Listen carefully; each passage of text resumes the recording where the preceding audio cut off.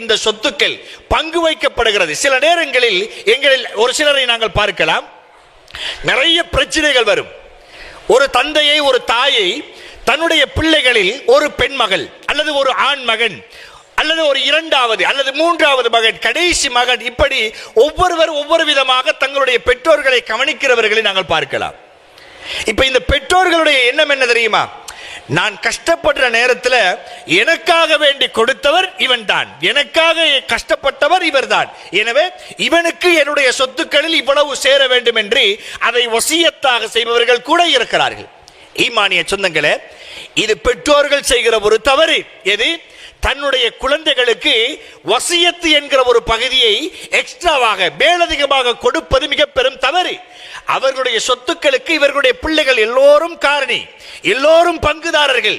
அப்படி இருக்கிற பொழுது ஒரு பிள்ளையை மாத்திரம் அவர்கள் வாரிசு அல்லது ஒரு வசியத்துக்கு சொந்தக்காரர்களாக மாற்ற முடியாது. பெற்றோர்களை கவனிக்க வேண்டியது பிள்ளைகளினுடைய கடமை. அவர்களின் கடமையை செய்கிறார்கள். அவர்களின் கடமையை செய்கிற விடயத்தில் நீங்கள் அவர்களுக்காக வேண்டி சொத்துக்களில் ஏராளமாக கொடுக்க வேண்டும் என்கிற எண்ணம் எடுத்தால் நடைபெறுகிற விளைவு என்ன தெரியுமா? இந்த உலகத்தில் நீங்கள் கொடுத்து விடலாம், ஆனால் மறுமையில் அல்லாஹ்விடம் மாட்டப் போவது நீங்கள் தான். அப்படிப்பட்ட பெற்றோர்கள் தான். எந்த அளவுக்கு என்று சொன்னால், ஒரு மனிதன் ஒரு குழந்தையை வளர்க்கிறார், தத்தெடுத்து வளர்க்கிறார் என்று வையுங்கள். அப்படி வளர்க்கக்கூடிய குழந்தையை தன்னுடைய குழந்தையாகவே சொல்லி வளர்க்கிறார்கள். அப்படி வளர்க்கிற பொழுது கூட அவர்களுக்கு இந்த சொத்துக்களில் பங்கு கிடையாது என்பது இஸ்லாத்தினுடைய நியதி. எங்களுடைய சிந்தனைகள் சொல்லலாம், வளர்த்ததற்காக வேண்டி கொடுக்கலாம் தானே. இல்லை, இஸ்லாம் அதை சொல்லவில்லை. இஸ்லாம் எப்படி சொல்கிறது என்று சொன்னால், உன்னுடைய இரத்தத்தில் இருந்து உருவானவர்களும் உன்னுடைய இரத்தத்தோடு சேர்ந்தவர்களுக்கும் தான் சொத்துக்களில் பங்கு இருக்கிறது. அப்ப அவர்களுக்கான நியதி என்ன? வளர்த்தெடுத்த குழந்தைகளுக்கான நியதி என்ன? அவர்களுக்கு என்ன கொடுக்கப்பட வேண்டும் என்றால் இஸ்லாம் சொல்கிறது, அவர்களுக்கு வசியத்தை செய்யலாம்.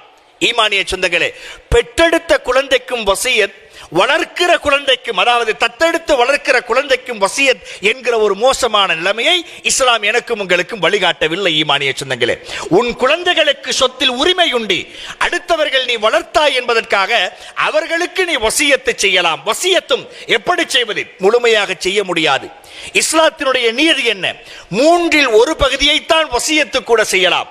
மூன்றில் ஒரு பகுதியை வசியத்தை செய்ய வேண்டும். நபிகள் பெருமானார் ஸல்லல்லாஹு அலைஹி வஸல்லம் அவர்களிடம் ஒரு நபி தோழர் வருகிறார். அம்ர் இப்னு ஆஸ் ரலியல்லாஹு அன்ஹு அவர்கள் என்று நினைக்கிறேன். இவர்கள் வந்து நபி ஸல்லல்லாஹு அலைஹி வஸல்லம் அவர்களிடம் தன்னுடைய சொத்துக்கள் அதிகமாக